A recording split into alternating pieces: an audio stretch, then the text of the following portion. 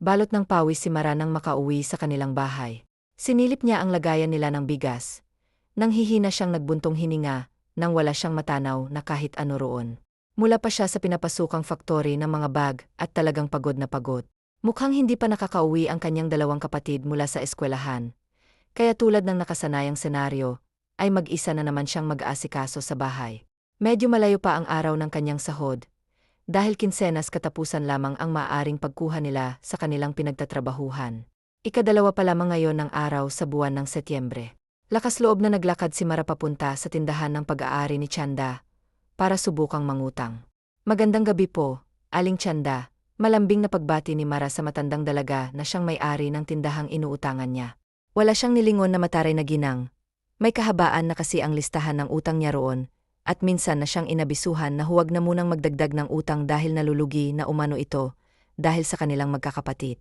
Naku, Mara, tigil-tigilan mo ako sa magandang gabi mo dahil kapag ikaw ang nasa harap ng tindahan ko, wala akong nakikitang maganda. Sinisira mong gabi ko nagtataray na sabi ng ginang sa kanya gamit ang matinis na tinig nito. Aling Chanda naman, nagakamot habang nanunuyo ang tinig ni Mara. Nahihiya man siya, ay wala talaga siyang magagawa kung hindi ibaba ang pride niya. Isang sardinas na delata, 3 itlog lang naman po ang idadagdag ko. Kailangan ko lang po, talaga't wala naman akong ibang malalapitan, kaya nakikiusap po ako. Ilang araw na lang din naman po sa sahod na ako't mababayaran na kita, nagpakumbabang saad ni Mara. Wala po talaga kaming panglaman ng tiyan ngayong gabi. Kayo lang pong malalapitan ko, kaya sige naman na po. Pamimilit ni Mara ngunit tinalikuran lamang siya na masungit, at kuripot na ginang kaya't bagsak ang kanyang balikat na umuwi sa kanila. Kawalan ng pag-asa ang nararamdaman ni Mara sa tuwing sasagi sa isip niya ang mga bata niyang kapatid. Nangingilid na lamang ang luha niya, habang humahakbang siya, ay paulit-ulit niyang itinatanong sa sarili niya kung papaano na kaya. Malapit na si Mara sa bahay nila nang makarinig siya ng kalansing na mga barya, kaya't binilisan niya ang paghakbang niya, hanggang sa nadatnan niya ang bunsong kapatid niya, na nagbibilang ng tagpipiso nitong barya na nasa sahig. Halata iyon sa bata, dahil sa basag nitong alkansyang baboy. Nilapitan niya ito at saka hinaplos ang buhok. Bakit binasag mo na agad ang ipon mo, bunso? Gayong hindi pa naman iyan napupuno. Malambing niyang tanong sa bunsong kapatid. Ngunit itinago niya ang awa na nararamdaman. Kasi, ate, wala na tayong bigas, sagot nito na nagpadurog ng husto sa puso ni Mara. Napakabata pa ng kapatid niya, para isipin ang mga bagay-bagay na iyon. Kailangan natin ng pera kaya ko po, binasag na itong ipon ko. Kaso, 20 lang itong lahat Kulang pa para sa kalahating kilo ng bigas.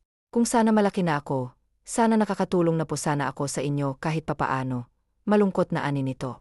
Kaya napangiti ng malungkot si Mara. Sa murang edad ng kanyang kapatid, iniisip na agad nito ang pagtulong sa kanya, dahil nga mulat ito sa mahirap na buhay. Huwag ka nang mamroblema ng mga hindi mo naman dapat problemahin, bunso. Si ate ang bahalang dumiskarte ng panghapunan natin ngayon. Siya nga pala, nasaan ang ate Myrtle mo? Nilingan niya ang munti nilang bahay upang hagilapin ang dalagitang kapatid. Ngunit hindi niya ito makita. Umalis, 8. Magbabaka sakali raw siya, kay Aling Martha, na mangutang kasi bawal na raw pong mangutang kay Aling Chanda. Kaninang maaga kasi nagtanong kami kung maari ba kaming umutang doon. Pero tinarayan niya lang kami. Malungkot na pahayag ng bata. Ganoon ba? Matamlay ding sagot ni Mara. Kahit kasi siya'y nasaksihan din kung gaano nga kasungit ang matandang iyon. Sige, dito ka lamang at susunduin ko ang ate Myrtle mo ha. Maghahagilap na rin si ate na makakain. Okay, paalam niya na agad namang tinanguan ng 10 taong gulang na kapatid. Ginulo niya muna ang buhok nito sa ulunan bago tuluyang umalis. Nagbuntong hininga si Mara. Naalala niya si Yvette, ang matalik niyang kaibigan. Ito na lamang ang huling alas niya para makasurvive sa gabing ito. Lakas loob niyang kinuha ang cellphone niya na nasa bulsa. Kahit papaano ay may signal naman. Mabuti na nga lang dahil libre na sa ngayon ang pagpapadala ng mensahe gamit ang messenger. Kung minsan nga sumasagi na sa isip ni Mara na isang la ang cellphone niya. Ngunit nagdadalawang isip din siya kung may tatanggap pa ba noon. Basag na ang screen, lumapang modelo. Huminto sandali si Mara sa isang gilid para makapagtipon. Nagtatrabaho itong waitress sa isang club at sumasidelane pa. Kaya kahit barya-barya ay mayroon ito. Nakasaad sa mensahe ang pagtatanong niya ng trabaho na may arawang sahod, para hindi naman sila masyadong magigipit. Itinaas niya pa ang cellphone niya upang makasagap ng signal, dahil free data lamang ang gamit niya. Ilang minuto bago may tumawag sa kanyang pabalik. Friend, may galak nitong tinig. Ayan kasi, sinasabi ko naman sa'yo, ba't di ka nalang sumama sa akin? Kaya problemadong problema ka ngayon, saad ni Yvette sa linya. Oh, sige, ano ba kasi ang atin? Saka ano bang klaseng trabaho ang kaya ng sikmura mo? May halong panunukso ang tinig ng kaibigan ni Mara. Hindi na ako mahihiya, Yvette, dahil wala na talaga akong matatakbuhan. Wala nang ibang magpapautang sa amin ngayon eh. Ikaw na lang ang pag-asa ng mga tiyan namin na mga kapatid ko. Kaya kahit 100 lang, friend, pahiram na muna ako. Dere-deretsong saad ni Mara sa kausap na napapabuntong hininga sa kanya. Ang hirap mag-isa no, malungkot na sabi ni Yvette. Hindi naman sumagot si Mara, dahil matagal na niyang alam ang bagay na yon. Bale, hindi mo naman kailangang manghiram. Hintayin mo na lang ako diyan sa bahay niyo, dahil mag-out na rin naman ako. Magdadala na lang ako ng pagkain sa inyong tatlo. Naawang saad ni Yvette sa kanila na ikinangiti ni Mara. Sa dami ng tao sa mundo ay si Yvette talaga ang hindi niya ipagpapalit, dahil tunay na maasahan ang kanyang kaibigan na yon. Siya. Kailangan ko ng ibaba, dahil magliligpit pa ako ng mga gamit ko, para makaalis na ako kaagad dito. Hintayin niyo na lang ako, dahil bibili pa ako ng ready-to-eat na hapunan, para hindi na kayo magluto ha. Alam ni Mara kung gaano kasinsero ang kanyang kaibigan sa pagtulong nito sa kanya, kaya't labis siyang ipinagpapasalamat ang bagay na iyon. Sige, maraming salamat talaga, Yvette, tunay nga kitang kaibigan, madamdaming sambit ni Mara. Naku, maliit na bagay kumpara sa haba ng ating pinagsamahan. O siya, Babiena, ani nito bago tuluyang putulin ang linya. Dahil sa labis ng galak ay napatingala si Mara sa langit, habang nagpapasalama. Nagpatuloy na rin siya sa paglalakad para sunduin si Myrtle. Mga ilang hakbang lang ang nagawa niya, hanggang sa tuluyan niya ngang makasalubong si Myrtle, na bagsak ang balikat, at nakasimangot rin ito, kaya't batid niyang hindi ito pinautang ng kuripot na si Aling Martha. Hindi ka pinautang ano? Pinilit niyang pasiglahin ang boses ng salubungin ng dalagitang kapatid na nakanguso. Hindi kumibo si Myrtle, sa halik ay mas lalong pinahaba ang nguso niya. Maya-maya pa yumuko ito at tumigil sa paghakbang. Bakit? Saad ni Mara. Hindi kumibo ang kapatid niya. Yumuko si Mara para makita ang kapatid na parang maiyak na. Ayos ka lang ba? Bakit ba? Nag-alalang tanong ni Mara. Umiiling ang kapatid niya, at saka mas lumakas ang luha. Ang sama kasi nila, ate. Ang dadamot nila, akala mo naman malilibing sila ng pera nila. Akala mo nga hindi babayaran. Ang sarap tuloy nilang takasan, luha ang saad ni Myrtle. Kapag ako talaga yumaman, hinding-hindi ako magiging kagaya nila. Magiging mapagbigay ako sa mga nangangailangan. Hinding-hindi ko sila paparis. Umiiyak na nasabi ni Myrtle na ikinangiti na ng puro ni Mara dahil alam niyang nagigimbal lamang ang kapatid. Hindi na nga lang sinagot ni Mara ang mga reklamo ng kapatid niya dahil hahaba lang iyon. Pero pagdating sa bahay ay tumatawa si Mara na ikinuwento sa bunso nilang kapatid ang pagdadrama ni Myrtle. Hay naku, ate, huwag mo nang pangarapin ang pagiging presidente, ate Myrtle ko. Alam mo naman, marumi ang politika, mga buwayang nakaupo diyan. Isa pa, kahit hindi ka maging pangulo ay makakaya mo namang tumulong sa kapwa mo. Halika na at yayakapin ka na lamang namin ni ate, para maibsan naman ang kahit konting gutom mo, natatawang biro ng bunso nila. Darating ang ate Yvette nyo at dadalhan niya tayo ng pagkain, dahil humingi ako ng tulong sa kanya kanina. Nakangiting saad ni Mara habang nakayakap sa dalawang kapatid.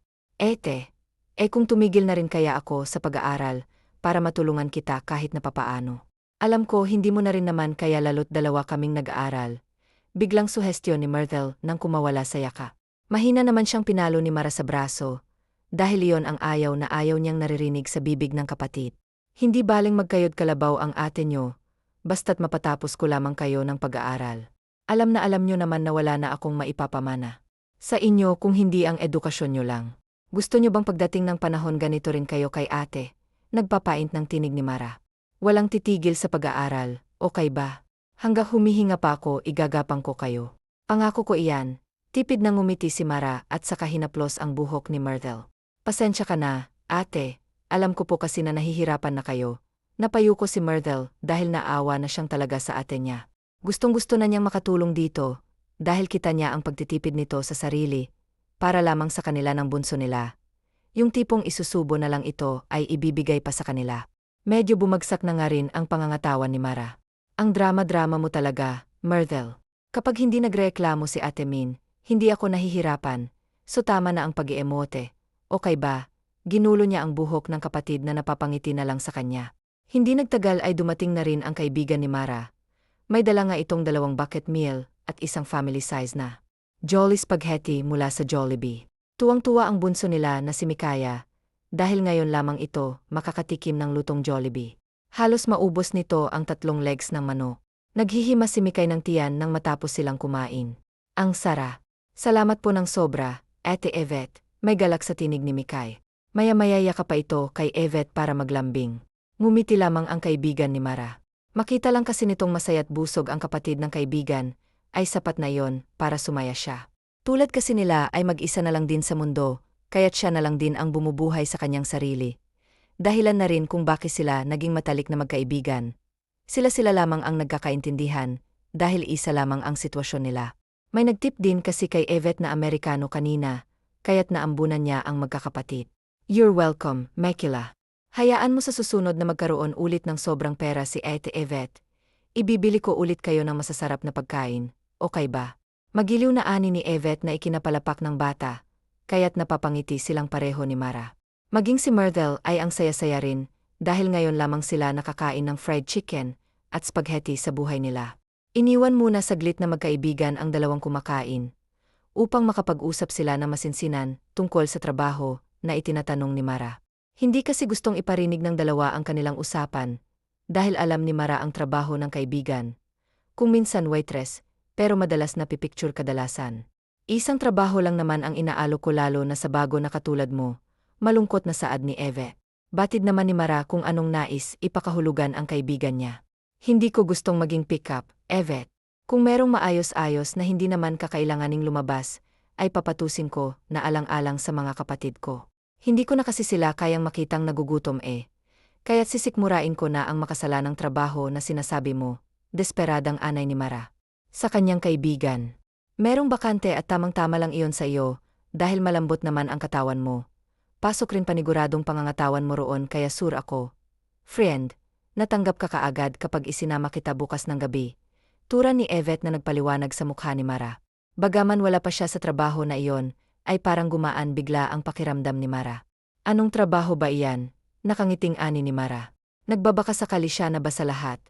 Ang ibibigay sa kanya po'y dancer. Kaya mo ba? Tanong ni Yvette sa kanya. Biglang napaisip si Mara. Marunong naman siyang sumayaw at dating sumasali sa mga dance contest ng kanilang barangay Tingin mo ba papasan naman ba kaya ako doon? Ngiwi ani ni Mara sa kaibigan. Tumawa ito. Sandali, naman. Oh, kung hindi ko pa alam laman ka rin noon ng patimpalak sa barangay at palaging panalo. Proud na saad ni Yvette sa kaibigan. Kaya't kahit kinakabahan si Mara sa dedikasyon na sinasabi ni Yvette sa kanya, ay tinanggap niya ang offer ng kaibigan niya. Basta, Yvette, walang takiot na mangyayari paninigurado ni Mara. Ayokong ipagbili ang puri ko, hindi ko pa kayang gawin ang mga bagay na yun Mas makakaya ko pang ibalandra ang katawan ko, kaysa ibenta ang nakalaan lamang para sa magiging asawa ko, kung sakasakali man. Nakalabing nasabi ni Mara. Walang problema. Ang mas mahalaga dito, kahit papaano, hindi ka naasa sa pabarya-barya mong kinikita, nasabi ni Yvette. Tumingin siya sa kanyang relo na nasa pulsuhan. Ay naku, friend. Pasado 2 oras na rin pala'y. Kung dito na lang kaya ako makitulog sa inyo, suwestyon na saad ni Yvette. Masyado ng gabi, para umuwi pa ako sa inuupahan kong kwarto sa bayan. Baka mamaya may mangyari pa sa aking masama. Kung sa bagay, kung matitiis mo ba naman ako pangungunsinti ang sabi ni Yvette sa kaibigan. Panay ka talaga kalokohan, nag-iisa ka lamang sa mundo no. Hihingin ko pa ba naman na mawala ka? Anay ni Mara na ikinatawa ni Yvette.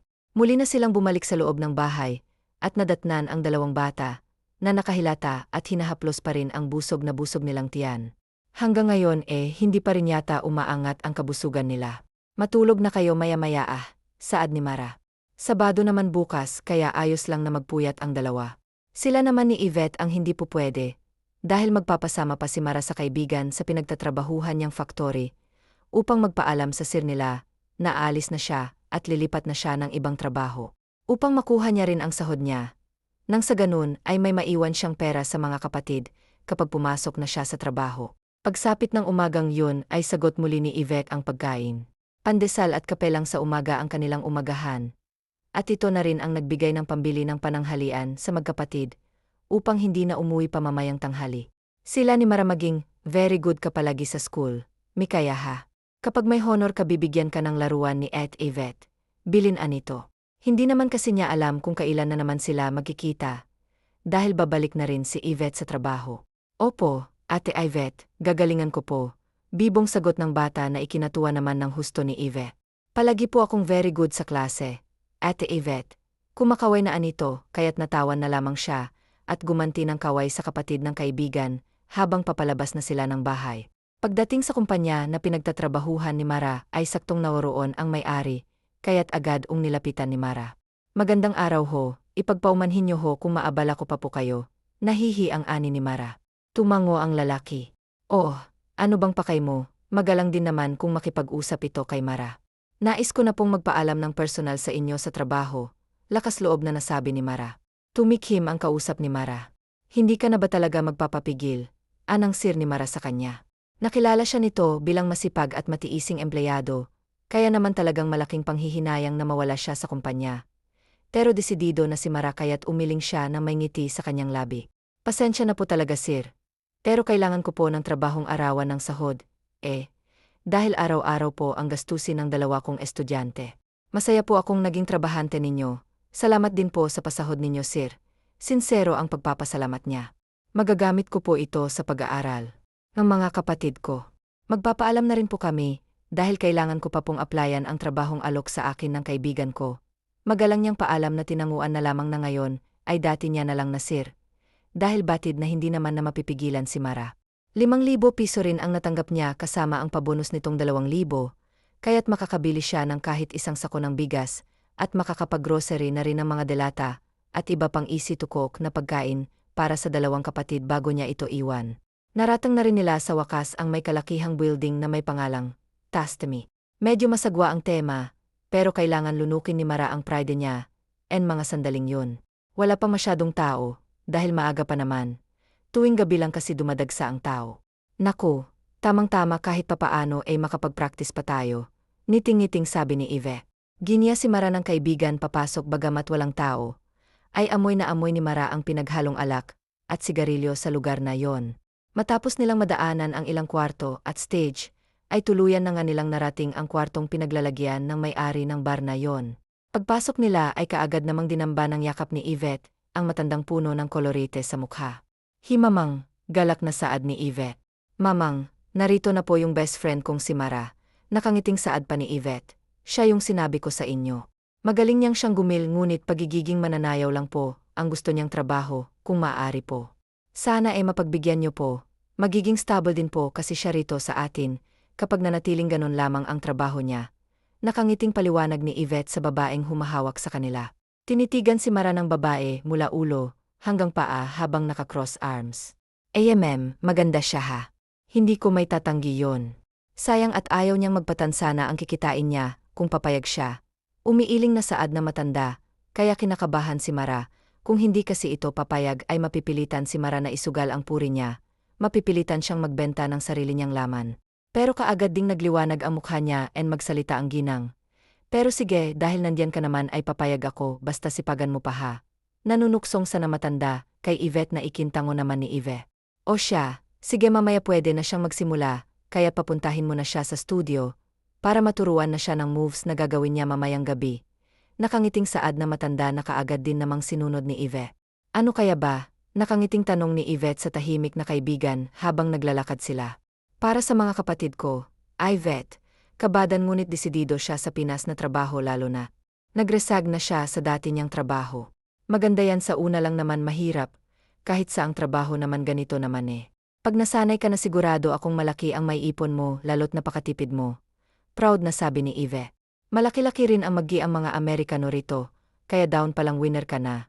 Mas malaki kung magpapahawak ka sa kamay o kahit sa hita. Pero sabi nga ni mamang sa ganda mong, yan hindi ka lang panglilibo, anito na agad na iniling ni Mara. Alam ko naman yon pero pagsasayaw lang talagang gusto ko. Yvette, hindi ko naman kailangan na malaking pera, pang-survive lang sa araw-araw ay okay na ako, madiing sambit ni Mara. Lumabi na lamang si Yvette saka nagkibit balika. Sa sandaling minuto ay narating na nila ang studio, kung saan si Mara mag-ensayo. Hello Annie, ni Yvette.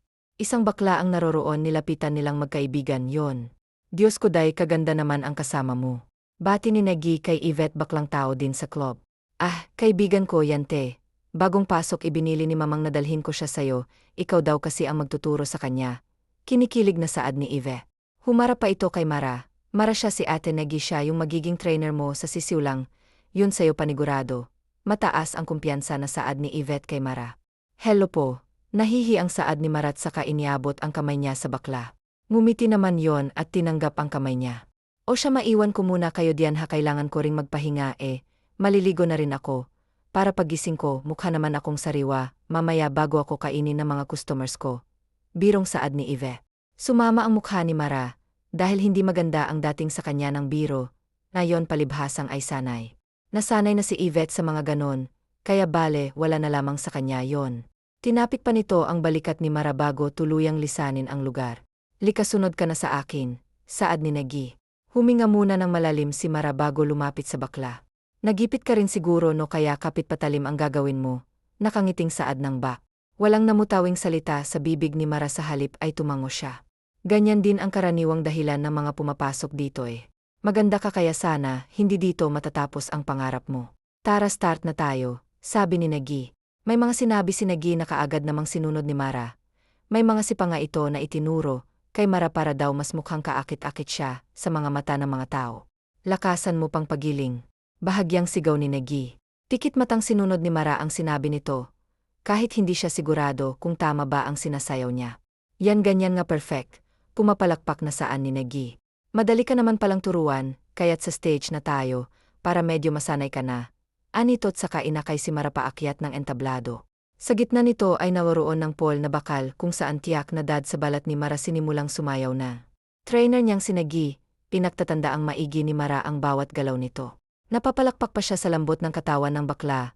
Mas lalo siyang napabilib nang magpadulas ito sa paol nang hindi man lang nasasaktan ni hindi ito pumalya, at nang matapos ay nagbo pa ito na animoy professional dancer. Ikaw naman ang mga tinuro ko, at saka ang mga napanood mo sa akin kanina, pagsamahin mo lang, kailangan isipin mong marami ang nanonood sayo. Para mamaya hindi ka nagaanong mailang, kailangan mas mukha kang kaakit-akit, tupungay mo yung mga mata mo, at paawang mo rin yung labi mo kapag inumpisahan mo na maglambitin dito sa bakal. Ano, kuha mo ba strict ang saan ni Negi? Pag talaga trabaho ang usapan ay seryoso na ito, hindi na ito basta-bastang makikipagkwentuhan. Hindi na rin ito ngumingiti do saad ni Negi, na tinanguan naman agad ni Mara. Humingi uli ng malalim ang dalaga bago pumunta sa gitna, inilagay niya ang kamay sa malamig na bakal na sakto lamang para sa kanyang kamay, sinimulan niyang umikot ang mga mata niya, inaging malamyos. May pakagat pa nga ng labi si Mara na lalong ikinatuwa ni Negi. Napapalakpak pa nga ito, lalo na nang gumiling na si Mara, ang bawat indayog niya ay mas lalong nagpapataas ng apil ni Mara, para bang napaka-eksperto nito kung magtanghal. Napakagaling mo. Napahanga ako ngiting-ngiting saan ni Negi, habang manghang nakatingin kay Mara hanggang sa tuluyan siyang matapos sa pagsasayaw. Tiyak na maraming maglalaway sayo mamayang gabi, umiiling na saad ni Negi. Sayang lang at hindi ka pwedeng mailabas, mas malaki ang pera kapag tinake out ka ng customer. Anang bakla na mariing tinanggihan ni Mara, dahil pagsasayaw lamang talaga ang tanging gusto niya, at yun ang pauli-ulit niyang sinasago. Well then, kung yan talaga ang pasya mo, wala naman kaming gagawa. That's your body, your body. Your rules, basta mamaya pag-igihan mo, para babalik-balikan ka ng mga lalaking mahuhumaling sa sayo mo mamayang gabi. Saad ni Negi. Mag-ensayo ka pa kahit konti, para mamaya wala nang sablay. Tinapik sa balikat ng bakla si Mara bago ito, nagpaalam. Dahil may kailangan pa itong gawin, sinunod pa rin ni Mara ang bill nito, kahit napagod na siya sa kakasayaw. Pasado 3 oras na ng hapon nang magdesisyon siyang huminto, masasakit ang binti at biwang niya, pero kailangan niyang tiisin yon, para sa pera na pangangailangan ng mga kapatid niya. Hinagilap na ni Mara ang kaibigan, upang makapagpaalam, dahil dederetso na siya sa palengke, upang makapamili ng mga kakailanganin sa loob ng kanilang bahay. Natagpuan niya si Yvette sa locker nito na nagsusuot ng dami. Oy, nandyan ka na pala. Kamusta? Umasa ka ba? Sigurado ako, may galak sa tinig ni Yvette. Masaya siya para kay Mara. Kahit nandoon ang lungkot, dahil katulad niya na rin ng kaibigan na kailangang magbenta ng aliw para sa salapi. Okay naman. Mamaya na ang simula. May mga step na tinuro, pero kaya naman. O siya, Kailangan ko na rin namang puntahan ang mga kapatid ko para naman hindi sila mukhang kawawa mamaya. Pagpapaalam na saad ni Mara. Sige na, friend. Hintayin na lamang kita rito mamaya mga 6 oras ng gabi ha. Agahan mo dahil 7 oras kasimula ng performance mo. Paalala na saad ni Yvette kasabay ng pagkindat ng kaibigan na ikinangiti naman ng dalaga. Sage, darating ako on time. Salamat din dito sa binali mo ha. Ani ni Mara patungkol sa pera na pinauna sa kanya ng babae, na kung tawagin ni Yvette ay mama. Maalis na ako, Eve. Salamat talaga sa pagpasok mo sa akin dito. Sana lang may makuha pa ako mamaya, masayang ani ni Mara. Nalimutan niyang sandali kung ano ba ang pagkukuhanan nila ng pera mamaya. Ay tsak kung may makukuha ka, dahil maalindog at maganda ka, Mara. Huwag kang magpapaka-down to earth diyan, dahil hindi naman ako maniniwala oras sasabihin mong wala. Umiikot ang mata ni Yvette, dahil sa kumpiyansa niyang sagot kay Mara. Ngunit mabilis din naman na tumawa na ikinangiti naman ni Mara. Matapos nilang magpaalaman sa isa't isa ay naglakad na nga si Mara. Kahit papaano ay hindi na ganoon kabigat ang dalahin niya. Samantala, tahimik namang ibinagsak ni Jasper ang pagod na katawan sa malambot niyang kama, habang ang kanyang paningin ay napako sa kisam. 5 oras na ng hapon, kauwi niya lamang galing sa trabaho, at kagaya ng nakagawian niyang gawin, ay tutungo na naman siya sa bar, kung saan nag-apply si Mara. Hindi para kumuha ng iuwing babae kung hindi para magbakalango sa alak sapagkat hindi niya pa rin lubusang matanggap lalong-lalo na ng kanyang pride, na ipinagpalit siya ng nobya, sa isang amoy amag na hapon, dahil doble na ang edad ng lalaki sa dati niyang nobya. Matandang binata na nga si Jasper kung maituturing, ngunit ang itsura niya ay halos pagkakamalang 20s, dahil sa pagiging baby face. Gwapo ito at madalas na makaakit ng babae. Pero dahil nga sa pagiging broken-hearted, ay wala siyang makitang babae, na pupuno sa puwang na idinulot ng taksil niyang nobya. Senorito, kakain na ho. Pagbibigay alam ng katulong kay Jasper, kaya't ang papikit niyang mata ay napadila.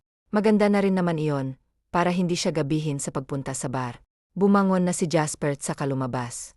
Rinig niya ang pagparada ng sasakyan, nabatid niyang sa kaibigan niyang si Edward. Lagi niya itong kasama sa inuman.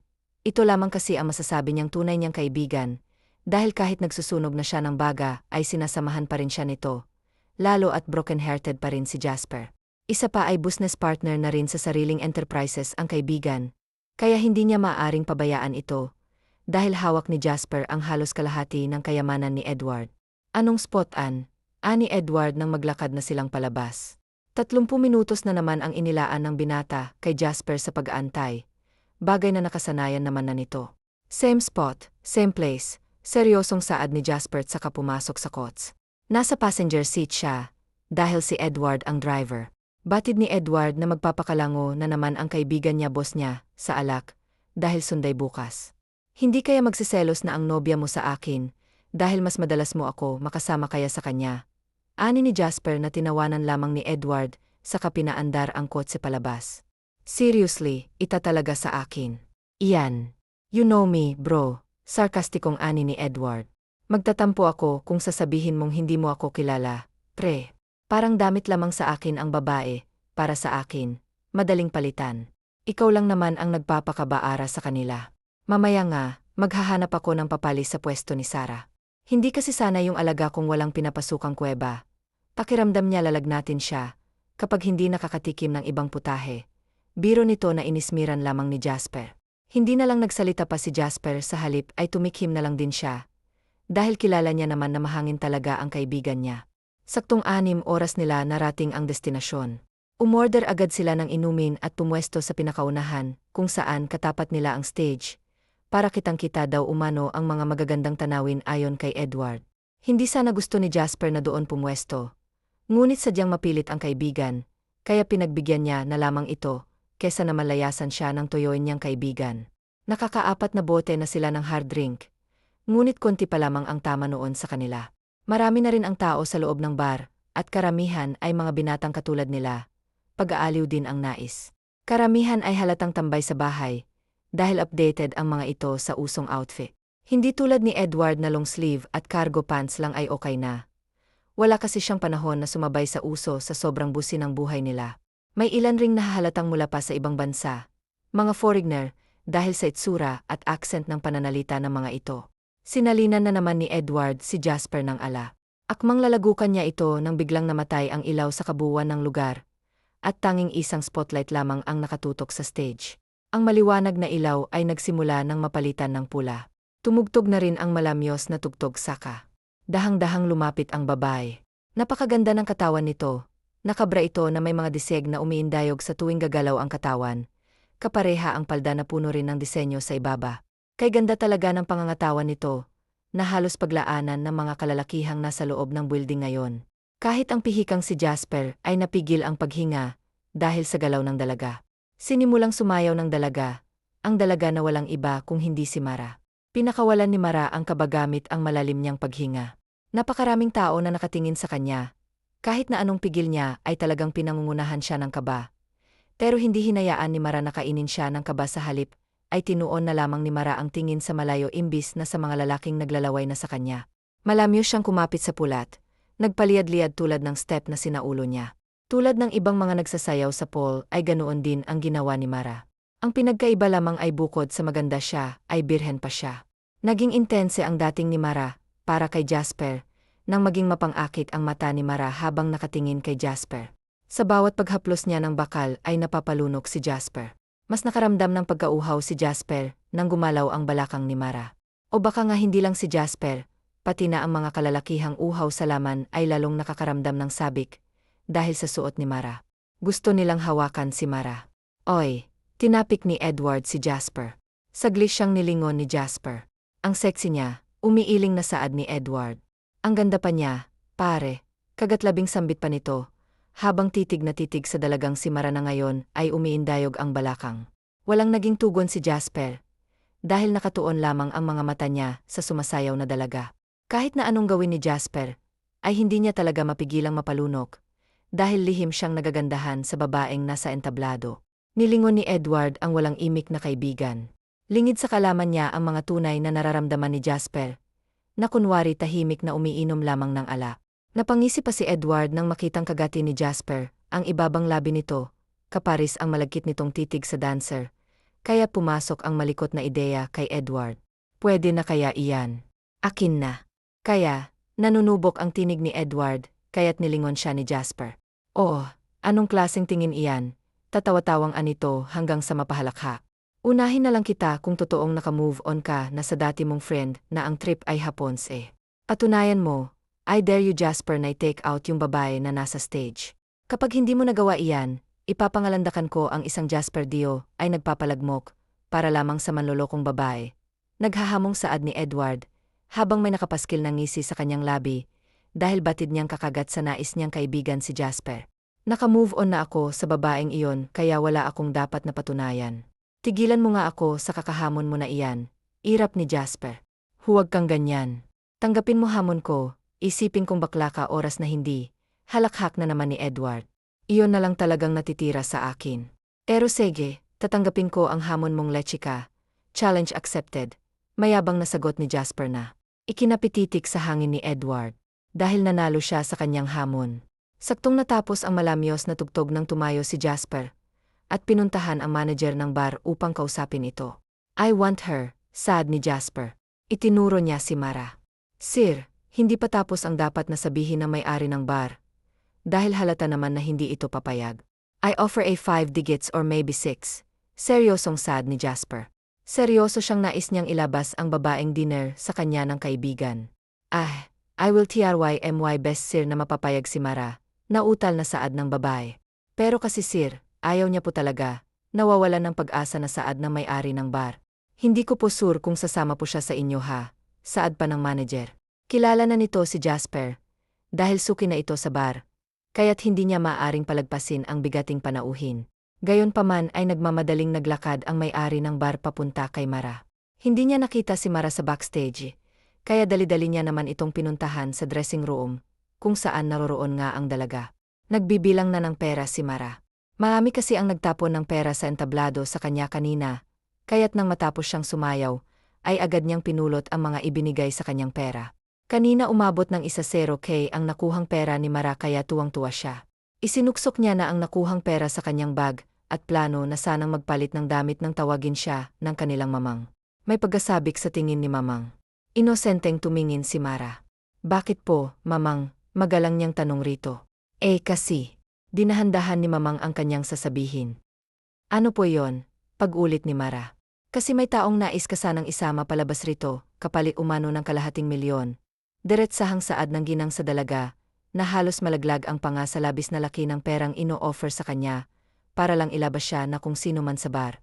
Bagaman sinabi niya una pa lang na wala siyang balak na ipagamit sa kung sino ang katawan niya. Pero hindi niya naman pwedeng sayangin ng ganoong kalaking halaga. Magiging malaking tulong iyon para sa kanyang mga kapatid. Ano, nag-aantay kasi siya sa'yo eh. May halong pangungonsensya, nasabi ni Mamang kaya't walang pag-aalinlangang tumango si Mara. Payag po ako, ngunit sasabihin ko na ito na po ang una't huli kong gagawin ang bagay na ito. Paniniguro ni Mara. Tumango naman si Mamang kaya, lakas loob ng sumunod si Mara sa kanyang mamang. Sa totoo lang ay marami nang nagtangka kanina. Marami na rin siyang tinanggihang mga lalaki na nag-offer din sa kanya na malalaking halaga. Ngunit mas malaki ang offer ng kung sino ang nagkaka-interes sa kanya, kaya't hindi niya iyon pwedeng sayangin. Naglakad na sila ni Mara, naging bulong-bulungan pa nga si Mara. Dahil nga marami, talagang may gusto pang itabol siya. Lumapit ka na sa kanya, bahagya siyang itinulak ni Mamang. Siya si Mr. Jasper Dio, may-ari ng pinakamalaking mall rito sa atin, kaya tiba-tiba ka sa kanya. Mahinang sambit ng ginang sa dalaga at saka siya nito, pinagtulakan tuluyang patungo kay Jasper. Para bang ang panunuyo kanina ng ginang ay napalitan ng pagkasabik na makita, ang malulutong na salpi na iniaabot sa kanya ni Jasper. Napasipol ang kasamahan ang sinasabing Jasper, kaya't napayuko si Mara dahil para na siya nitong hinuhubaran sa uri ng tingin nito sa kanya. Akmang hahawakan pa nga ng lalaking kasama ni Jasper, ang balikat ni Mara nang tapikin yon ni Jasper. Stop it, she's mine. Ani ni Jasper sa kaibigan habang salubong ang kilay at walang emosyon ang mata. Hinawakan ni Jasper ang kamay ni Mara at saka siya nito hinilang palabas. Jerin, saan ni Jasper? Si Mara na ang nagbukas ng pinto para sa sarili niya. Dahil halata naman na hindi gentleman ang kasama niya.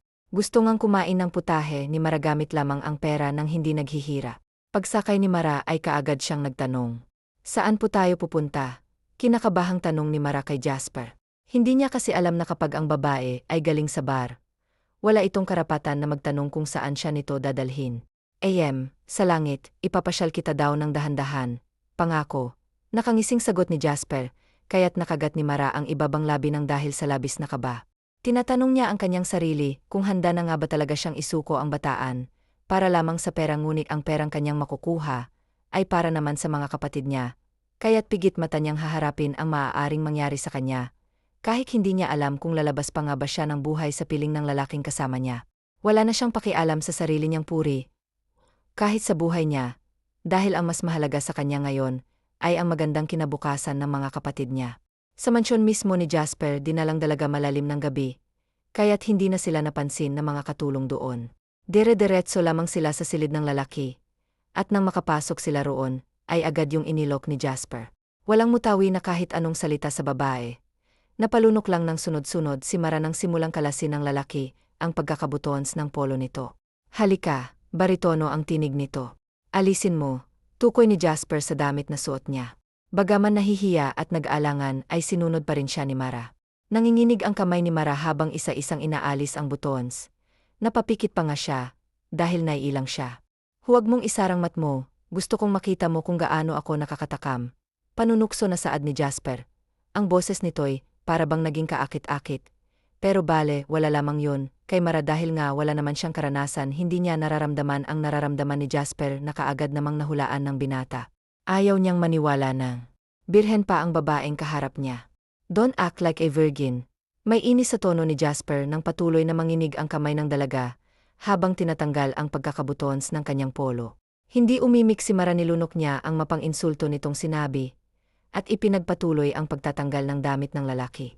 Nang matapos matanggal ang polong suot ay iniwan saglit ni Jasper ang dalaga upang kunin ang gamot na makakatulong sa dalaga, upang maging agresibo rin ito sa kama. Dahil palagay ni Jasper boring si Mara, hindi tulad ng mga alam niyang nagtatrabaho sa ganoon mga uhaw sa laman. Dinikdik ni Jasper ang gamot saka inihalo sa juice na kanyang tinimpla.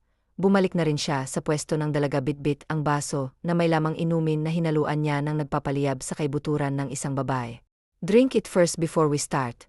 Maotoridad naman doon ni Jasper, bago ibigay ang inumin sa kinakabahang dalaga. Tinanggap naman yun ni Marat sa kasunod-sunod na nilagok. Dahil pakiamdam niya, ay nanatuyuan siya ng laway sa pagtanggal ng polo ni Jasper kanina. Mga ilang segundo lamang ay dam na ni Mara ang pag-init ng kanyang katawan, para siyang sinisilaban at may kung ano sa kanyang puso na gustong kumawala tila, kakapusin na rin siya, sa paghinga, hanggang sa sakupin ni Jasper ang kanyang labi.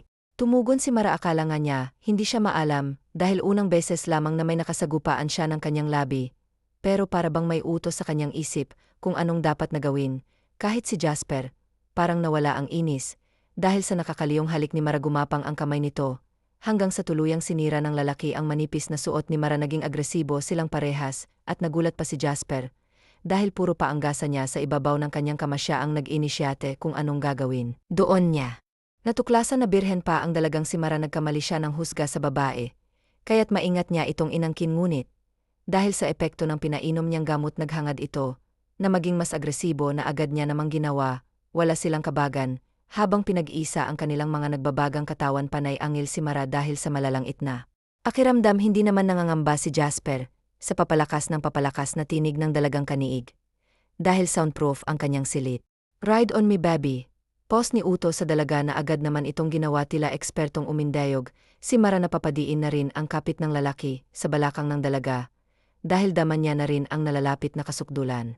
Napamura si Jasper sa pagtatanghal na ginawa ni Mara sa kanya. Gusto niyang magsisigaw sa ginagawa ni Mara, pero nag-aalangan siya na baka makabawas sa pagkalalaki niya ang bagay na yon, kaya pinilit niya na lang na tumahimik. Dahil sa gamot ay kung ano-ano na ang ginawa ni Mara, maibigay lamang ang nais ni Jasper. Dahil lango na nga sa gamo si Mara, napayakap na lamang si Jasper sa dalaga ng tuluyang sumabong ang init na kanyang nararamdaman sa loob nito.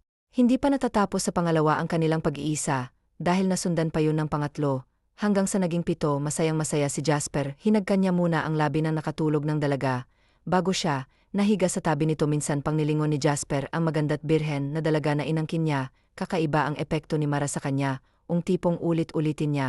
Kinaumagahan ay masama ang pakiramdam ng dalaga. Pakiramdam niya ay namamaga ang ibabang parte niya, dahil iyon ang unang beses niya, kaya't hindi siya halos makagalaw. Na palinga si Mara nang bumukas ang pinto. Pumasok si Jasper, dala ang train na may lamang bowl.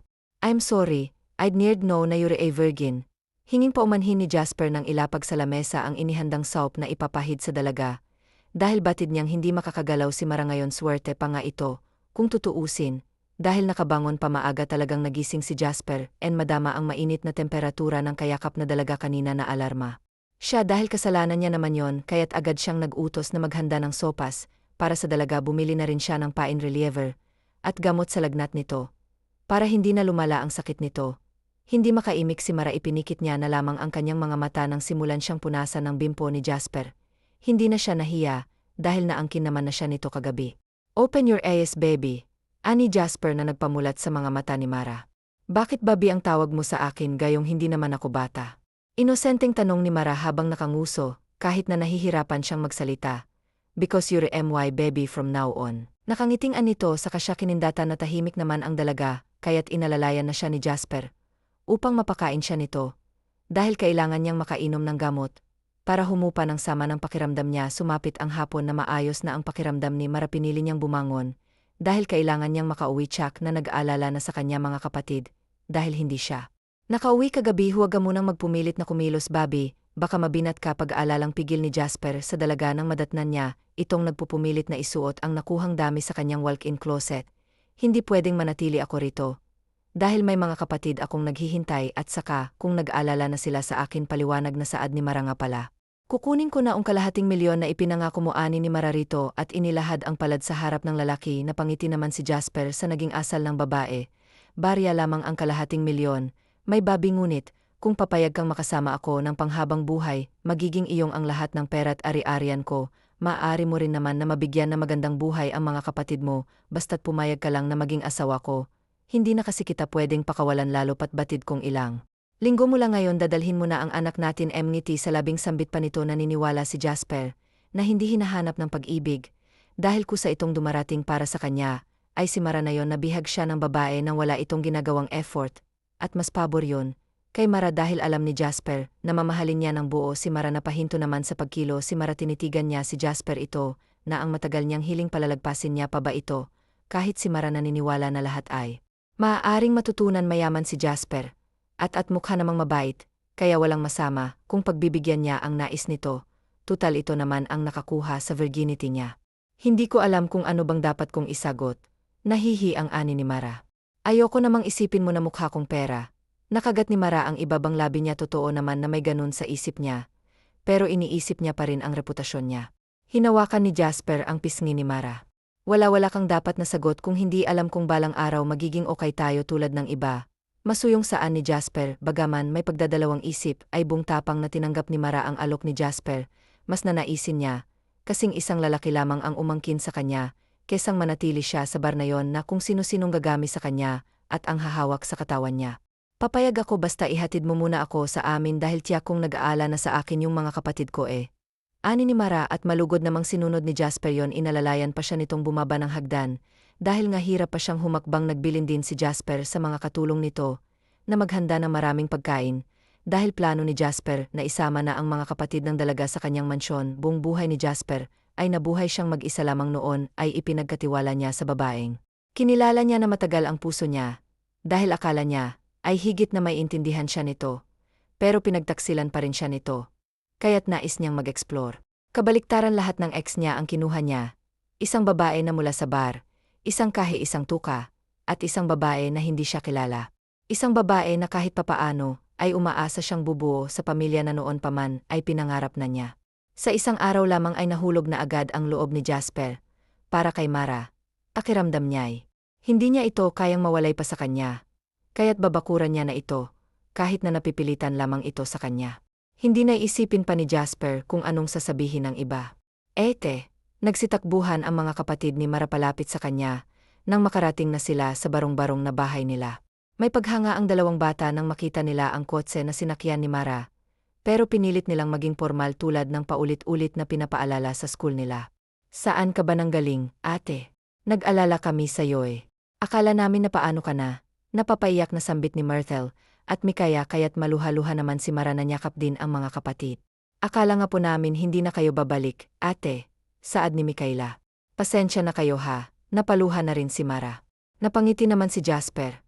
May saya sa puso niya na makitang magkakapatid na ganito. May inasikaso lang kasi si Ate. Siya nga pala, gusto kong ipakilala sa inyo ang Kuya Jasper nyo. Matagal ko na siyang nobyo, ngunit hindi ko lamang siya na ipapakilala sa inyo, dahil nahihiya ako. Pagsisinungaling ni Mara. Napangiti naman si Jasper, saka naghisa dalawa. Mahirap lang kasi tayo at mayaman siya. Ang layo ng agwat namin sa buhay na meron ka. Nahihiyang saad ni Mara, pero napatawa lang si Jasper sa kanya, kaya lumabi si Mara. Ngunit ngayon ay nakahanda na ako at plano na naming magpakasal. Okay lang ba sa inyo iyon? Nakagat ni Mara ang labi niya, dahil ito pa lamang ang kauna-unahang pagsisinungaling na ginawa niya sa mga kapatid niya. Masaya kami para sa'yo, ate. Deserve mo pong sumaya sa piling ni Kuya Jasper. Si Myrtle lang ang sumagot, kaya't napangiti si Mara. Basta ipangako niyo lamang po na hindi niyo sasaktan ang ate Mara namin. Mahal na mahal po namin siya eh. Emosyonal na saad ni Mikaya, kaya't napaluha si Mara. Bagaman hindi nga nakakatulong ang mga kapatid niya sa kanya sa pinansyal, ay hindi naman pumapalya ang mga ito sa pagpaparamdam ng pagmamahal sa ate nila. Salamat, halos pabulong na. Sambit ni Mara bago muling yakapin ang mga kapatid, kasabay na malakas na pag-iyak ni Mara. Humagulgol na nga ang magkakapatid sa isa't isa. Naku, umuwi na nga tayo, kaya mag-iyakan pa kayo diyan, tumatawang ani ni Jasper. Matapos ang pagyayakapan ay inaya na nga ni Jasper ang tatlo. Hindi niya na hinayaang kunin ng mga bata ang mga lumang gamit nito, dahil madali na lamang niya iyong mapapalitan ng bago. Tanging mga gamit sa eskwela at mga importanteng papeles lamang ang ipinadala niya, at nang matapos ay agad na silang bumalik sa kanyang mansyon. Ate, doon na po ba tayo titira forever? Ani ni Mikaya. Doon na tayo titira, masayang saad naman ni Mara. Pagkamangha naman ang rumehistro sa inosenteng mga mukha ni Myrtle at Mikaela. Pagdating sa bahay, tuwang-tuwa rin ang mga ito sa nakahaing pagkain na ibinilin kanina ni Jasper. Masayang pinanonood ni Mara kung gaano kagana kumain ng mga kapatid niya. Ang makita ng masaya at maligayang mga kapatid ay sobrang kabayaran na sa pagpapakasal niya kay Jasper. Akala niya nga ay hanggang doon lamang, ngunit naging labis pa ang pagpapasalamat ni Mara nang malaman niyang inilipat na rin ni Jasper sa pribadong paaralan ang mga kapatid niya. Nagdaan ang mga buwan at tuluyan na ngang nakumpirma ni Mara ang pagdadalang tao niya. Mas lalo niyang naramdaman ang sinserong pagmamahal ni Jasper dahil sa dinadala niya. Maselan din ang naging pagbubuntis ni Mara, kaya't doble-doble ang ginagawa niyang pag-iinga. Isang buwan mula nang malaman nilang buntis si Mara, at saka sila, nagpasya na magpakasal ngunit mas pinili ni Mara na gawin ng kanilang kasal west lamang. Laki siya sa hirap kaya kahit gusto ni Jasper na magarang kasal, ay kaagad iyong tinanggihan ni Mara. Bagay na naiintindihan naman ni Jasper. Napatawa pa nga si Jasper sa dahilan ng asawa. Nanghihinayang raw kasi ito sa pera. Isa pa, ayaw niya ng mga magagarbong gusto ni Mara. Dahil nga sa effort at pagiging responsible ni Jasper, ay hindi na niya kailangang mag-antay, dahil natutunan na rin siya na mahal ni Mara. Nasa hapag sila, para sa almusal nang mapahinto si Mara sa pangguya. Dalawa lang sila ni Jasper, dahil nasa eskwelahan ng kanyang mga kapatid. Ilang minuto pa ang nakalipas bago mapansin ni Jasper ang asawa. "Wife, are you okay?" Nag-alalang saan ni Jasper. Kumunot ang noon ni Mara at saka, dahan-dahang tumingin kay Jasper. "Manganganak na yata ako." Naiyak na saad ni Mara kaya taranta siyang nilapitan ni Jasper. Nagmamadali siyang kinarga ni Jasper. Hihinga-hinga si Mara dahil sa kirot na nararamdaman. Mabilis na pinaharurot ni Jasper ang kotse niya. Sa sandaling minuto ay narating nila ang ospital. Mabuti na lamang dahil walang masyadong emergency, kaya nauna kaagad si Mara. Balot ng pawis si Mara habang ang asaway mahigpit ang kapit sa kanyang kamay, at patuloy siyang hinahaplos sa buho. "You can do it, wife," ani ni Jasper sa asawang nanganganak. Ilang oras din bago matagumpay na inilabas si Mara ang kanilang unang supling. Tuwang-tuwa si Jasper na mga sandaling iyon, dahil mayroon na siyang tagapagmana. Nasabi pa nga ni Jasper na kahit papaano ay magkakaroon na siya ng break, dahil sa anak niya na sanggol pa lamang. Lumipas pa ang 5 buwan at tuluyang bumalik ang magandang hubog ng katawan ni Mara sa tulong ng kaibigang si Eve. Nang malaman pala ni Evette na nag-asawa na si Mara, ay umalis na rin ito sa bar. Naging yoga instructor si Evette at may foreigner na karelasyon. Kahit papaano masasabing iba na ang buhay na kinatatayuan nilang magkaibigan. "Oh, napagod ka ba?" Naglalambing ang tinig ni Jasper sa tenga ni Mara kinagabihan. "Mahaba ang break ko kanina kaya nakapagpahinga ako." Bulong na saad ni Jasper sa asawa. "Puro kakalokohan," kinikilig na sabi ni Mara at saka hinampas na marahan na maskuladong dibdib ng asawa. "Sige na, wife, nami-miss na." "Kita malam ang tinig na saadang minsan ni Jasper. Umikot ang mata ni Mara. Wala naman siyang magagawa, dahil si Jasper din naman ang dahilan, kaya siya nagpapaseksi at nagpapaganda. Nang gabing iyon ay para bang bago silang ulit kasal. Masuyo kung lumapat ang labi ni Jasper sa balat ni Mara hanggang sa maangkin nito, paulit-ulik at walang kasawaan, kung sambahin ni Jasper ang kaniyang asawa. Sa paglipas ng panahon ay walang pagtataka ang mga tao kung bakit nakatatlong anak sila Mara at Jasper. Dahil bukod sa wagas na pagmamahal nila sa isa't isa, ay wala namang pagtangi si Jasper na labis ang kanyang kahiligan lalo na atang sexy, si Mara pa ang nakatuluyan niya. Nakapagtapos na rin naman sila Myrtle sa kursong kinuha nito, kaya't ito na munang nagbabantay sa kanilang 3 anak. Partikular sa 7 buwan pa lamang nasanggol ngunit sinundan agad ni Jasper. Hindi niya naman daw kasi alam na magbubunga 3 rounds na ginawa nila ni Mara nang umuwi si Jasper mula sa Italy para sa business trip. Si Mikaya naman ay nasa college pa lamang at mas pinili nitong mag-aral sa ibang bansa dahil sa pagiging lawyer na siyang nais nito. "I really love you, my wife." Hinalikan ni Jasper ang labi ng yakap-yakap na asawa. Habang nakatayo sila sa bukana ng bahay nagpapaaral sila, hawak ang mabilog ng tiyan ni Mara. Nagtitigan sila. "Mahal na mahal din kita, Jasper. Ikaw ang lahat sa akin. Salamat dahil kung hindi dahil sa pagkukrus ng landas natin, ay hindi tayo magiging masaya na katulad nito. Salamat din dahil ako ang napili mo kahit na mula ako sa isang hamak na pamilya. Walang katapusan ng pasasalamat ko para sa'yo. Mahal at gwapo kong asawa na sobra-sobrang kahiligan kahit na matanda na." Napangiti na saad ni Mara habang hinahaplos niya ang pisngi nito. Natawa naman si Jasper sa sinabi ng asawa. Dahil totoo ang huli nitong sinabi, bagaman totoo, ay napalabi pa rin si Jasper. "Hindi baling mahilig basta sa'yo lang naman hindi ba?" Kuha pa nitong simpatya ng asawa. "Mahal na mahal din kita, Mara ko." Masuyong saad ni Jasper sa kahinagkan ng noon ni Mara matapos ay nyakap niya ito ng mahigpit. Ayaw pumasok. Jasper na swerte sa kanya si Mara. Dahil kung migit na swerte man ay siya na iyon, dahil hindi mababayaran ng kahit anong halaga ang pagmamahal na inilalaan sa kanya ni Mara. Ang babae na kahit kailan hindi niya na naising ipagpalis sa kahit gaano kalaking halaga. Wakas. "Sige, Narito ang isang bersyon ng kwento gamit ang ibang mga salita, mga mas makulay na ekspresyon, at mga pangalang Filipino. Hindi pa huli ang lahat. 3 taon nang mag-on sina Maya at Andoy. Pero kahit anong gawin nila, parang ayaw bumiyaya ng supling. Pareho na silang nagpatingin sa doktor, pero wala namang nakitang problema. Kinakabahan na si Andoy, dahil kung hindi pa raw siya mag-aanak, ipapakasal siya ng kanyang ina kay Cheska, anak na matalik nitong kaibigan na ayaw ni Andoy. Sabi pa nga niya, "Ma, mas gusto ko pang maging monghi kaysa pakasalan niyang Cheskang yan." Palihim din kasi siyang naiinggit sa best friend niyang si Emong, na masayang-masaya kasama ang asawa at 2 anak. "Bebe, may business trip pala ako sa Singapore sa susunod na linggo. Mga ilang araw din akong wala, kaya hindi kita masusundo sa trabaho." Paalam ni Andoy kay Maya habang magkayakap sila. "Sinong kasama mo? Baka pagbalik mo rito, may iba ka ng kerida at iwan mo na ako, dahil nagsawa ka na sa akin." Parang may iyak na sabi ni Maya kay Andoy. "Ano ka ba, baby? Hindi yun mangyayari. Mahal na mahal kaya kita at kahit kailan, hindi kita ipagpapalis sa iba." Seryosong sagot ni Andoy. "Bakit ba biglang pumasok sa isip mo yan? Ngayon lang kita narinig na magsalita ng ganyan. May problema ba?" Mahinahong tanong niya. Umiling-iling lang si Maya, pero nagtataka rin siya kung bakit siya nagkakaganoon. Pag-uwi niya sa bahay, nagulat siya nang makita niya ang pinsan niyang si Lorna at ang anak nitong si Kimmy. Tuwang-tuwa siyang yakap ang kanyang pinsan. Namimiss na rin niya ito, dahil madalang na silang magkita.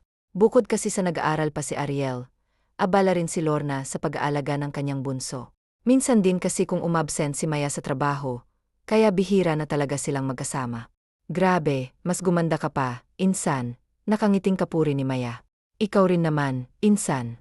Saka, manayata talaga natin ang pagiging maganda," natatawang sabi ni Lorna. "Kamusta ka na pala? Okay ba kayo ni Andoy?" "Ayos naman kami, pinsan. Ganun pa rin siya sa akin, sobra pa ring sweet, lalo na kay nanay.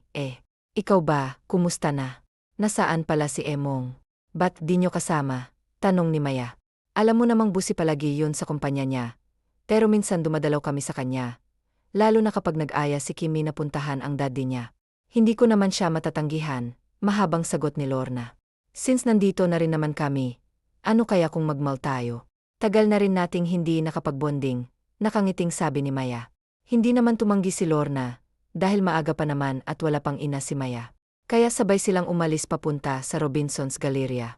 Pagdating doon, bumaba agad sila kasama ang makulit na si Kimmy. Masayang nagbonding ang dalawa, habang panay ang turo ng kahit anong bagay ng bata. Natatawa si Maya, dahil ang cute nitong tingnan kapag nakasimango. Hindi kasi binibili ni Lorna ang lahat ng gusto nito, lalo na kapag hindi naman kailangan. Hindi kasi spoiled ang anak ni Lorna sa kanya. Habang abala si Lorna sa pamimili ng damit, inilibot ni Maya ang kanyang paningin. Doon, may nahagip siyang isang taong pamilyar sa kanya. Kaya't nagpaalam siya saglit sa kanyang pinsan, na may pupuntahan lang siya. Paglapit niya doon sa taong parang kilala niya, hindi nga siya nagkamali. Si Andoy nga. May kasama itong isang magandang babae, at parang close na close ang dalawa, dahil panay ang ngiti ni Andoy sa babae. Hindi niya alam kung sino yung babae, dahil ngayon niya lang ito nakita. Hindi niya maipaliwanag, pero bigla na lang siyang nakaramdam ng matinding selos. Sanay naman siyang may kasamang ibang babae si Andoy, pero iba ngayon, parang may something sa kanilang dalawa. At hindi nga siya nagkamali, dahil kitang-kita niya mismo kung paano humalik yung babae kay Andoy. Parang paulit-ulit na sinasaksak ang puso ni Maya. Napatakip na lang siya sa kanyang bibig, para hindi marinig ni Andoy ang kanyang paghikbi. Mabilis siyang umalis sa kinaroroonan nila. Tumakbo siya papunta sa parking lot at sumakay sa kotse ni Lorna. Doon, ibinuhos niya ang lahat ng kanyang kanina pang pinipigilang luha. "I hate you. I hate you. I hate you," sigaw ni Maya sa loob ng sasakyan. Hindi siya makapaniwala na ganoon lang kadali siyang lokohin ni Andoy, dahil kanina lang ay magkasama pa sila sa kondo nito at naglalambingan. Nagtataka si Lorna, dahil halos 1 oras na ang nakalipas, pero wala pa rin ang kanyang pinsan. Tapos na siyang magbayad sa counter, pero wala pa rin ito. Balak pa sana niyang ilibre si Maya, dahil dala naman niya ang black card ng kanyang asawa. Dahil inaantok na si Kimmy, nagpa siya na lang si Lorna na mauna sa kotse, para doon na lang patulugin ang kanyang anak. Pagdating niya sa kotse, laking gulat niya nang makita niya si Maya sa loob ng sasakyan at mugto ang mga mata. "Insan, anong nangyari sa'yo? Asaan ka ba nanggaling?" Agad na tanong ni Lorna. Inihiga niya muna si Kimi bago niya kausapin muli ang kanyang pinsan na humihigbi pa rin. Sabihin mo sa akin, ano ba ang nangyari? Bakit ka umiyak? Naguguluhang tanong ni Lorna. Insan, nakita ko siya. Nakita kong may kahalikan siyang ibang babae sa loob ng mall. Sobrang sakit ng nararamdaman ko. Hindi man lang siya tumutol, humalik din yung babae sa kanya. Umiyak na sabi ni Maya. Ano? Sigurado ka ba na siya talaga yun? Baka naman namalikmata ka lang. Alam naman natin kung gaano ka kamahal ni Andoy, insan. Kaya hindi ako naniniwalang magagawa niya, yun sa'yo. Pagpapagaan ni Lorna sa nararamdaman ng kanyang pinsan. Pero ginawa na niya, insan. At iwan ko kung kakayanin ko ba to. Kasi sobrang sakit. Alam kong masakit yan, pinsan. Pero nakita ka ba niya? Nagpaliwanag ba siya sa'yo? Ha? Iniwan ko agad sila, insan. Hindi ko kayang tingnan silang naghahalikan sa maraming tao. Na parang ipinapahiwatig nila sa buong mundo na sila na, hikbi pa rin ni Maya. Napabuntong hininga na lang si Lorna at pinaandar ang sasakyan. Uwi muna tayo. Kakausapin ko si Emong para pagsabihan niya, yung kaibigan niya. Awang-awa si Lorna sa pinsan niya, kaya gagawin niya ang lahat para sa ikasasaya nito. Pagkaraan ng 3 araw, hindi pa rin makalimutan ni Maya ang nakita niya sa mall. 3 araw na rin siyang hindi kinakausap si Andoy. Pilit niyang hindi ito iniisip, pero hindi niya kaya. Kusang tumutulo ang kanyang luha sa tuwing naalala niya ang paghahalikan ng dalawa. Hindi niya rin pwedeng sabihin sa kanyang ina ang tungkol sa nakita niya, dahil ayaw niyang mag-alala ito sa kanya. Pag-uwi ni Aling Rosing galing sa kanyang trabaho sa palengke, nadatnan niya ang kanyang anak na nakaupo sa sofa at mugto ang mga mata. Anak, anong nangyari sa'yo? Bakit ganyan ang itsura mo? Nag-aalalang tanong niya. Napahagulgol na lang si Maya sa balikat ng kanyang ina. Hinayaan naman siya ni Aling Rosing na ibuhos ang lahat ng kanyang nararamdaman. At sa kanya ito kakausapin kapag okay na ito. Dahil sa kaiiyak ni Maya, hindi na niya namalayang nakatulog na pala siya. Napabuntong hininga na lang si Aling Rosing habang pinagmamasdan niya ang kanyang anak. Sa opisina naman ni Andoy, nagtataka siya kung bakit ilang araw na siyang hindi kinakausap ni Maya. Hindi rin niya ito makontak. Ilang araw na ring absent si Maya sa kanyang trabaho. Gusto niya itong puntahan sa kanilang bahay. Pero marami pa siyang ginagawa. Simula kasi nang ipasa sa kanya ng kanyang ama ang kanilang negosyo, naging busi na siya. Pagkagising ni Maya, gabi na. Nang tumingin siya sa kanyang relo, kaya pala kumukulo ang kanyang tiyan, dahil hindi pa pala siya kumakain. Kaya't napilitan siyang bumangon at lumabas ng kanyang silid. Pumunta siya sa kusina para kumain. Nang makita niya ang adobong sitaw na ulam, agad siyang nagutom. Sinubukan niya ito, at parang tumutulo na ang kanyang laway sa sobrang sarap ng adobong luto ng kanyang ina. Malamig na ito, pero hindi ito hadlang para ubusin ni Maya ang kanyang kinakain. Kinabukasan, 9 oras na siya nang magising. Parang pinukpok ang kanyang buong katawan, dahil sa sobrang sakit nito. Gusto sana niyang pumasok sa kanyang trabaho, pero hindi sumasang-ayon ang kanyang katawan. Kaya't napilitan siyang bumalik sa kanyang kama at matulog muli. Abala si Andoy sa kanyang opisina, nang tumunog ang kanyang cellphone. Agad niya itong sinagot nang makita niya ang pangalan ng kanyang ina. Ma, napatawag po kayo, agad na sabi niya. Busi ka ba? May dinner tayo mamaya kasama ang mga magulang ni Cheska. Gusto nila nakasama ka, diretso sabi ng kanyang ina. Ma, marami po akong ginagawa. Pasensya na po, pero hindi po ako makakapunta. Tanggi ni Andoy. Pero hindi nagpaawat ang kanyang ina. Kinuli siya nito hanggang sa pumayag si Andoy. Sa restaurant kung nasaan si Cheska, masaya silang nag-uusap habang hinihintay nila ang pagdating ni Andoy. Excited ka na bang maging Emares de la Vega, Cheska? Nakangiting tanong ng ina ni Andoy kay Cheska. Tumango naman si Cheska at ang kanyang ina nang marinig nila ang sinabi ni Camila. Kahit napilitan, pumunta pa rin si Andoy sa dinner. Kung hindi lang dahil sa kanyang ina, hindi siya pupunta sa dinner na yon. Pagdating niya sa restaurant, agad siyang iginya ng waitress kung nasaan ang kanyang ina. Nang makita siya ni Cheska at ng kanyang ina, tuwang-tuwa silang nag-abang kay Andoy. Pagkalapit ni Andoy, agad siyang humalik sa pisngi ng kanyang ina at umupo sa tabi ni Cheska. Anak, meet Tita Sandra, ang ina ni Cheska. Sandra, meet my only son, Andoy de la Vega, nakangiting sabi ni Camila. Magandang gabi po, bati ni Andoy. Naku, Hijo, totoong napakagwapo mo pala. Akala ko nagbibiro lang itong anak ko. Kaya pala patay na patay sa'yo, Puri ni Sandra kay Andoy.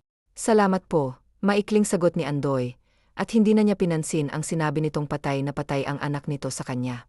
Since nandito na si Andoy, ano kaya kung umpisahan na natin ang pagpaplano ng engagement nilang dalawa? Ano sa tingin mo, Camilla? Tanong ni Sandra. Biglang kumulo ang dugo ni Andoy dahil sa narinig niya. Ano pong pinagsasabi niyo, Tita Sandra? Kailan pa kayo naglano ng engagement kay Cheska nang wala akong alam? Galit na tanong ni Andoy kay Sandra. Nanlamig si Cheska nang makita niya ang galit sa mga mata ni Andoy. Walang sino man sa inyo ang may karapatang manipulahin ako. Ako ang magdedesisyon para sa aking sarili, at hindi kayo. Kahit ikaw, Ma, wala kang karapatang diktahan ako kung ano ang dapat kong gawin sa buhay ko. Ina kita, pero wala kang karapatang makialam sa buhay ko. Hindi nakakibo si Camilla dahil sa biglang pagsigaw ni Andoy. Iniwan niya ang tatlo sa restaurant at dumiretso sa kanyang kondo. Hindi inaasahan ni Camilla na ganun kadali siyang sisigawan ni Andoy. Kahit si Cheska ay natakot dahil sa ginawa ni Andoy, pero hindi siya susuko. Para sa kanya, kanya lang ang lalaking yon. Lumipas ang mga araw. Isang linggo na simula nang iwan ni Andoy ang kanyang ina sa restaurant. Pero hindi pa rin siya nagpapakita rito. Ni hindi siya sumasagot sa kanyang mga text at tawag. Isa kasi sa mga ayaw ni Andoy ay yung tinuturuan siya kung ano ang tama at mali. Si Maya naman, mas okay na ang kanyang pakiramdam matapos niyang sabihin sa kanyang ina ang kanyang problema.